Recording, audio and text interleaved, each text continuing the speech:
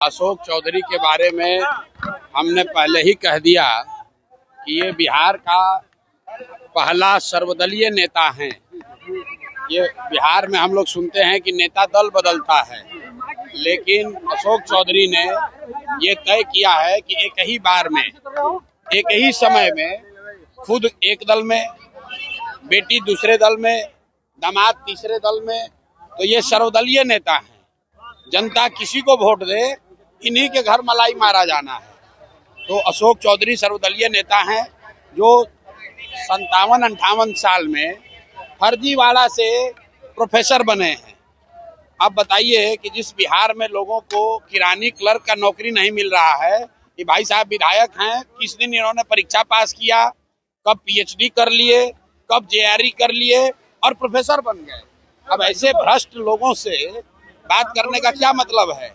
जनता इनको पहचान चुकी है। जीवन में चुनाव तो लड़ेंगे नहीं, चुनाव लड़ते तो जनता जमानत भी जब्त कराएगी। लेकिन मंत्री बनकर आजकल सरकारी खर्चे पर बिहार सरकार, बिहार के गरीब जनता के पैसे पर हेलीकॉप्टर से चल रहे हैं। हेलीकॉप्टर से चलने का शौक चढ़ा है, जनता उतार कर ले आएगी रोड पर, तो पता चलेगा 3 महीने के बाद।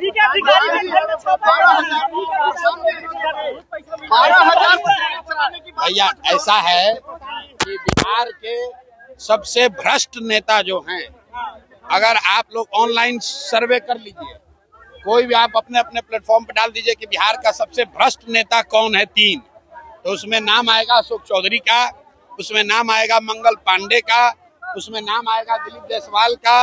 ये भ्रष्टतम नेता हैं सब। अगर किसी अधिकारी के यहाँ पैसा मिला तो सीधा कह देगा कि भाई हमारा नहीं है, तो वो तो मानेगा नहीं। लेकिन बिहार की जनता जानती है कि ये आदमी, ये तीनों चारों नेता इतने भ्रष्ट हैं। आप बताइए कि घर घर से जो वसूली हो रहा है, बिहार की जनता में जो भ्रष्टाचार का जो सामना करना पड़ रहा है, आखिर ये पैसा जा कहाँ रहा है? कहीं ना कहीं तो ऊपर जा रहा है। हम नीतीश कुमार के विरोधी हैं, लेकिन मैं जानता हूं कि नीतीश कुमार व्यक्तिगत तौर पर पैसा नहीं लेते, चोर नहीं है।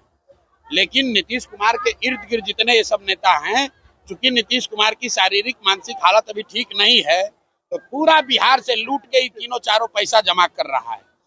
जब हमने कहा है कि जब 3 महीना के बाद जनसुराज का व्यवस्था बनेगा, तो ये 100 सबसे भ्रष्ट नेता और अफसर, छोटे लोग नहीं, बड़े नेता और बड़े अफसर, 100 सबसे बड़े नेता और अफसरों को चिन्हित किया गया है। इनको समयबद्ध कार्रवाई होगी। इनके और इनके आने वाली पीढ़ियों से बिहार से लूटे गए पैसे का हिसाब होगा, इनसे वसूली होगी। इनको दौड़ा दौड़ा कर मारा जाएगा। ये आप देखिए,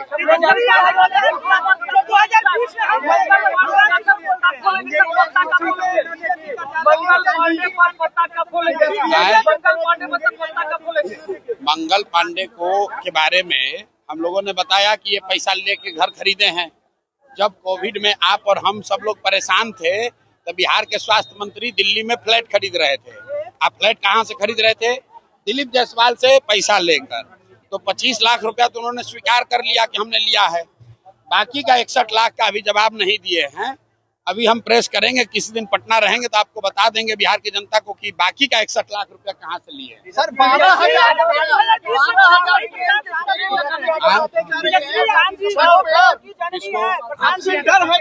अच्छा देखिए, सुनिए, रुकिए। ये कह रहे हैं कि तेजस्वी यादव कह रहे हैं कि मुंगेरी लाल के सपने मत देखिए। तो इस बिहार में खाली तेजस्वी यादव और लालू यादव के लड़कों को सपना देखने का अधिकार नहीं है, बिहार के सारे युवाओं को सपना देखने का अधिकार है।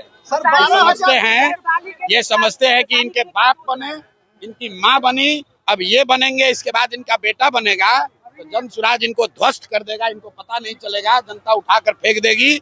अभी 20 वर्ष से बाहर है ना सत्ता से, अभी दिखेगा।